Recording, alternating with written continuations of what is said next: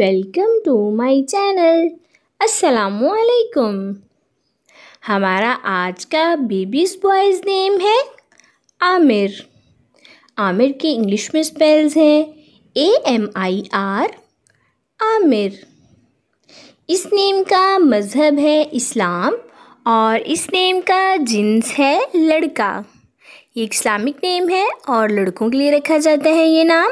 इस नेम के मायने है आबाद करने वाला, भरा हुआ।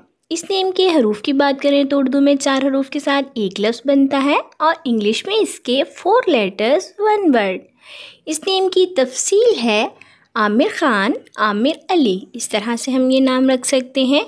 आप भी अपने नाम का मायने जानने के लिए कमेंट्स में अपना नाम लिखें और मायने जानिए। एंड अपने नाम की स्पेशल वीडियो बनवाने के लिए भी आप मेरे कमेंट बॉक्स में अपना नाम कमेंट कर सकते हैं। And please subscribe my channel, like the video, share with friends. Okay dears, फिर मिलेंगे न्यू नेम न्यू वीडियो के साथ। अपना ख्याल रखिएगा, दुआ में याद रखिएगा। अल्लाह हाफिज़।